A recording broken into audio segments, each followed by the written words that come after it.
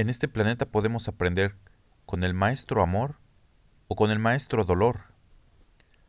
Nosotros cumplimos con las leyes divinas y materiales no por temor al castigo del hombre o por el premio a nuestro cumplimiento. Cumplir con Dios es simplemente hacer lo normal. El espíritu recibe de Dios fuerza, inteligencia, dones, atributos, potencias y facultades espirituales y ya no practica el pecado, es decir, realiza una acción, un acto que lo hace ser salvo. Dios conduce al espíritu por medio de la conciencia, pero el espíritu tiene además libre albedrío, y es necesario que evolucione y se perfeccione por medio de sus actos, pensamientos y sentidos en este y en cualquier mundo en que se encuentre habitando. Dios no hizo al espíritu su esclavo ni su robot o su muñeco, y le da otra oportunidad de restituir sus faltas con varias vidas. De Dios no pueden brotar demonios, y Dios no castiga, y menos eternamente. El Padre, Cristo y el Santo Espíritu son el mismo Dios, manifestado en diversas formas, acorde a nuestra evolución espiritual. Y en vez de llamarlo Espíritu Santo, es más correcto llamarle Espíritu de verdad y de consuelo por su manifestación espiritual en este tercer día o tercera era, dentro de la cual nos encontramos en el sexto sello, y en la etapa materialista de la humanidad, donde alcanzamos una mayor altura de maldad y un estancamiento moral y espiritual.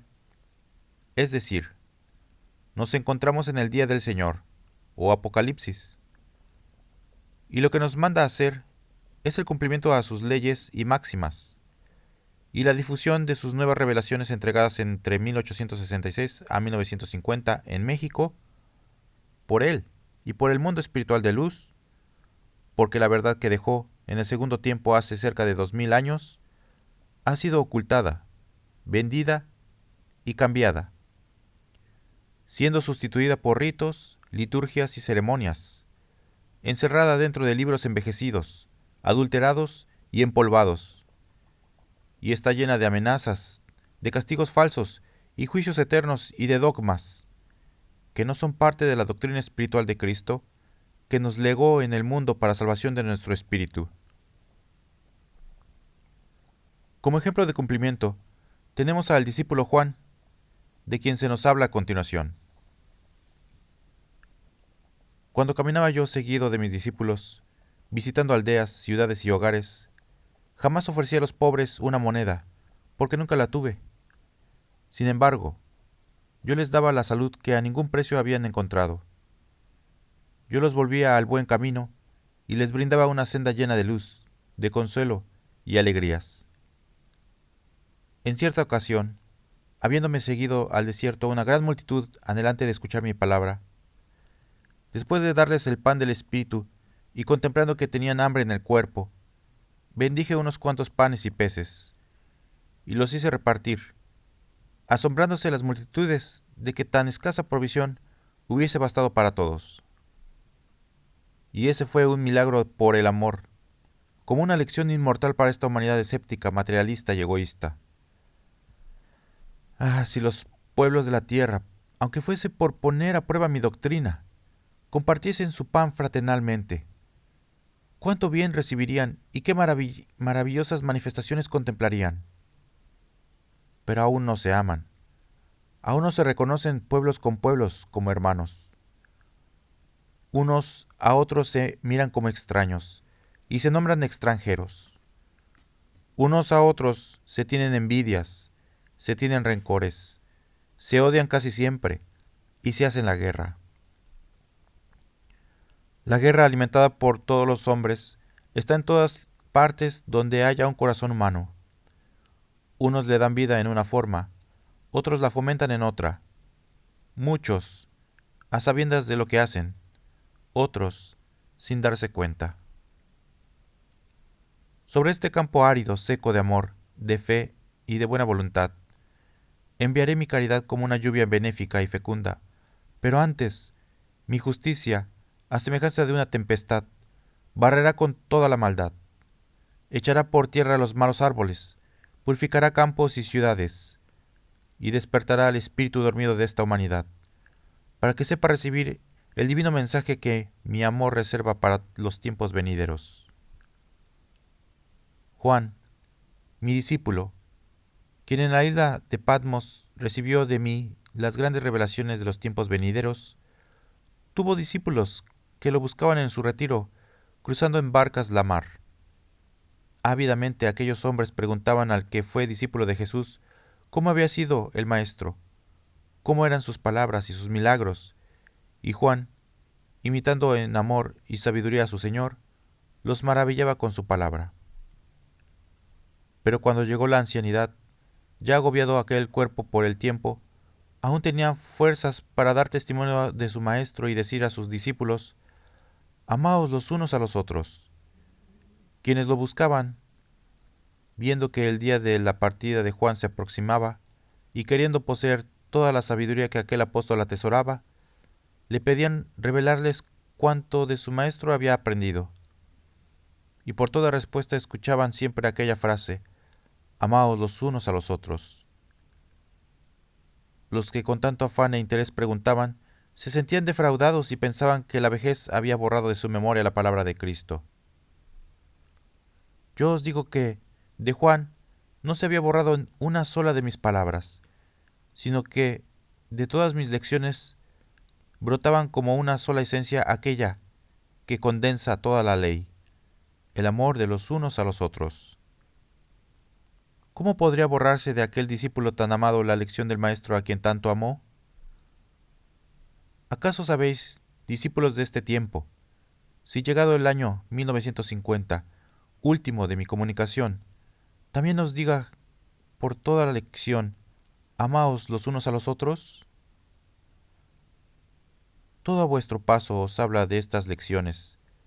El árbol extendiendo su follaje para daros sombra, la flor deshojándose después de que aspiráis su perfume, y convirtiendo su sacrificio en deleite vuestro. Ese es el camino. Por eso os he dicho que améis a Dios en todo lo creado y a toda la creación en Dios, porque en todo estoy presente y en todo os hablo.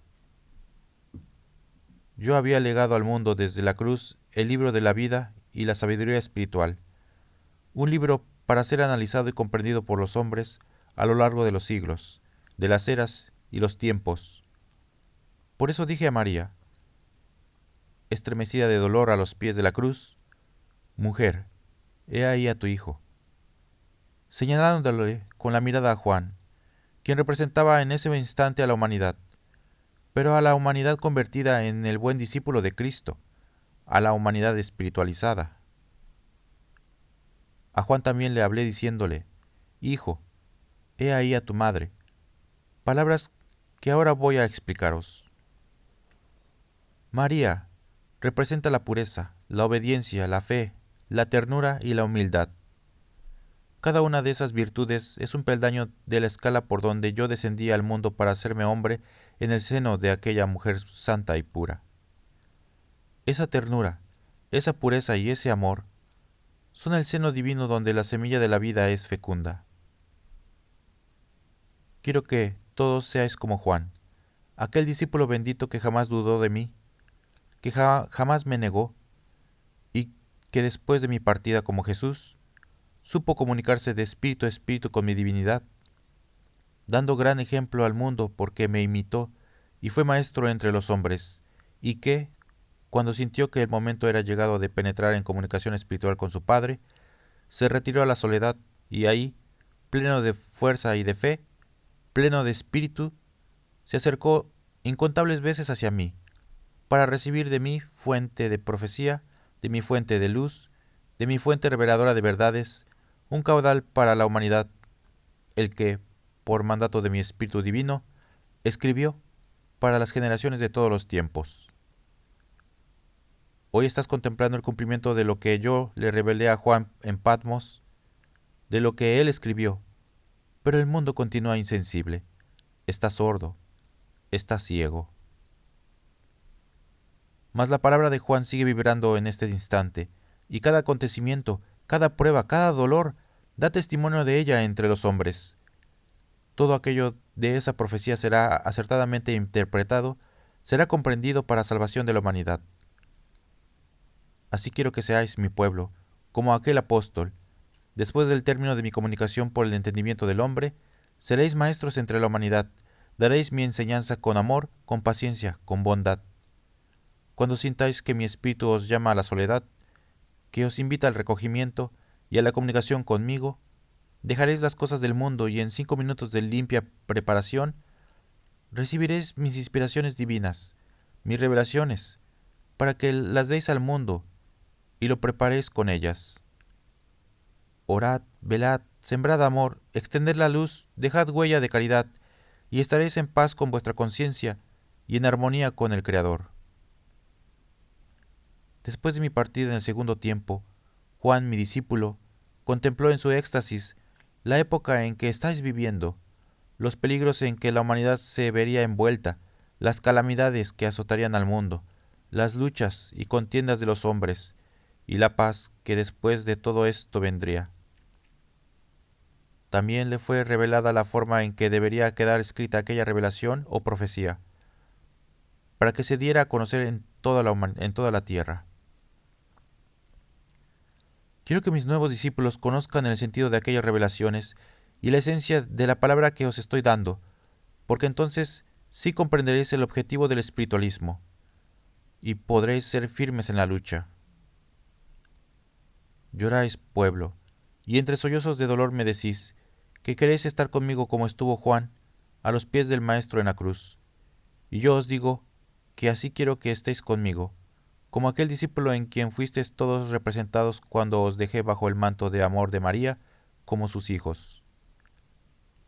Buscadme en el infinito con la sensibilidad de vuestro espíritu, mas no pretendáis mirarme. Vuestros ojos no podrán mirar a mi espíritu. Juan, mi discípulo del segundo tiempo, no contempló en su gran visión a mi espíritu en toda su magnitud.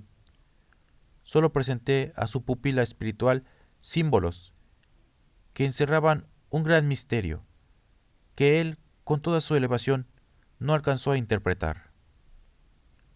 Él me dio gracias por lo que yo le había concedido, y escribió lo que vio y oyó en ese gran miraje para las generaciones futuras. Quiero que estéis unidos, porque después de 1950 no oiréis la palabra de vuestro Padre a través de los portavoces. Vuestro espíritu buscará un aliciente para continuar en este sendero, y muchos de vosotros seréis débiles como Pedro, y otros dudaréis como Tomás. Mas, ¿quién imitará a Juan? En verdad os digo que si me amáis como ese discípulo predilecto, me veréis en todo mi esplendor y os diré, venid a mí, corazones afligidos, soy padre, y siento el dolor de todos mis hijos. Orad, y sentiréis muy cerca al Cirineo, ayudándoos a cargar vuestra cruz. Conformaos, y sed fuertes en las pruebas, y vuestras penas serán ligeras. Juan, mi discípulo, vio en su éxtasis este tiempo, el del desarrollo de vuestros dones, pero solo los vio, pues era menester que el Cordero Divino viniese entre vosotros a desatar el sexto sello de ese libro de eterna sabiduría y de perfecta justicia, para que pudieseis comprenderlo.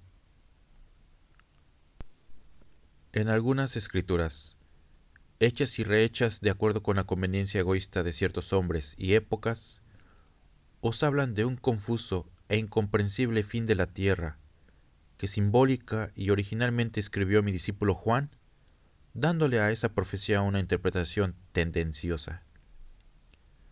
Recordad que cuando mi cuerpo fue desclavado de la cruz y luego sepultado, consternados los discípulos, y sin poder comprender lo que había pasado, creyeron que con la muerte del Maestro todo había terminado. Fue menester que sus ojos volviesen a verme y sus oídos me escuchasen de nuevo, para que su fe se encendiese y su conocimiento en mi palabra se afirmase. Ahora debo deciros que entre aquellos discípulos hubo uno que jamás dudó de mí, que nunca titubeó ante las pruebas, y ni por un instante me abandonó. Fue Juan, el discípulo fiel, valeroso, ferviente y amantísimo. Por ese amor lo confía a María, a los pies de la cruz, para que siguiese bebiendo del amor del corazón sin mancha, y a su lado se fortaleciese aún más para la lucha que lo aguardaba. Mientras sus hermanos, los otros discípulos, iban cayendo uno a uno bajo el golpe del verdugo, sellando con su sangre y su vida la verdad de cuanto predicaban y el nombre de su Maestro. Juan vencía a la muerte y escapaba del martirio. Confinado al destierro, no supieron sus perseguidores que ahí, en aquella isla a donde lo arrojaban, descendería de los cielos sobre aquel hombre la gran revelación de los tiempos que vosotros estáis viviendo, la profecía que habla a los hombres de cuanto ha de ser y se ha de cumplir. Después de amar mucho a sus hermanos y dedicar su vida para servirlos en el nombre de su Maestro, tuvo Juan que vivir aislado de ellos, solitario, pero siempre orando por la humanidad, siempre pensando en aquellos por quienes Jesús había derramado su sangre. La oración, el silencio, el recogimiento, la pureza de su existencia y la bondad de sus pensamientos hicieron el milagro de que aquel hombre y aquel espíritu evolucionasen, en un breve tiempo, lo que espíritus han necesitado miles de años para poder alcanzar. Sí, discípulos, Juan es el ejemplo de lo que alcanzará el espíritu de la humanidad en tiempos que están por venir. El éxtasis de Juan, a través del que hablaba, veía y oía, fue la revelación de lo que vosotros habráis de contemplar en este tiempo. Los mirajes espirituales representados con símbolos fueron vistos a través del don de la videncia, o sea, de la mirada espiritual. La voz divina y la voz del mundo espiritual que llegaba hasta su cerebro y tocaba su corazón fueron señales precursoras de la comunicación que por medio de los portavoces y facultades habéis tenido en este tiempo. Y finalmente, Juan, escribiendo por indicación de un ángel todo lo que veía y oía, reveló a la humanidad la comunicación de espíritu a espíritu, que habría de venir cuando los hombres se hubiesen despojado en su vida de impurezas y materialismo. ¿Fijarán los hombres su atención en lo que dejó escrito mi amado discípulo? Extraña es la forma en que está descrita su revelación, misterioso su sentido, profundas hasta lo infinito sus palabras. ¿Quién podrá entenderlas? Los hombres que comienzan a interesarse en la revelación de Juan se profundizan, analizan, observan y estudian. Unos se aproximan algo a la verdad, otros creen haber dado con el contenido de la revelación y lo proclaman a todo el mundo. Otros se confunden o se fatigan de buscar y concluyen negándole esencia divina a aquel mensaje. Ahora vengo a deciros, discípulos del tercer tiempo, que si en verdad anheláis penetrar en ese santuario y conocer al fondo de aquellas revelaciones, tendréis que iniciaros en la oración de espíritu a espíritu, misma que Juan practicaba en su destierro. Tendréis que comprender de antemano que la divina revelación, aunque representada con formas y figuras materiales, toda ella habla del espíritu de la humanidad, de su evolución, de su lucha, de sus tentaciones y caídas, de sus profanaciones y desobediencias. Habla de mi justicia, de mi sabiduría, de mi reino, de mis pruebas y de mi comunicación con los hombres, de su despertar, de su regeneración y finalmente de su espiritualidad. Allí os revelo la jornada espiritual de la humanidad, dividida en épocas, para que mejor comprendáis la evolución del espíritu. Pues bien, discípulos, si la revelación se refiere a vuestra vida espiritual, justo es que la estudiéis y la miréis desde el punto de vista espiritual, porque si la tomáis para analizarla a través de hechos materiales solamente, acabaréis por confundiros como tantos otros. Ciertamente muchos acontecimientos materiales están y estarán relacionados con el cumplimiento de aquella revelación, pero debéis saber que esos hechos y señales son también formas, son figuras y ejemplos que vienen a ayudaros a comprender mi verdad, y ayudaros a cumplir vuestro destino de elevarlos hacia mí por el camino de la limpidez del espíritu, de la que os dejo un luminoso ejemplo, Juan mi discípulo, quien se adelantó miles de años a la humanidad al comunicarse de espíritu a espíritu con su Señor.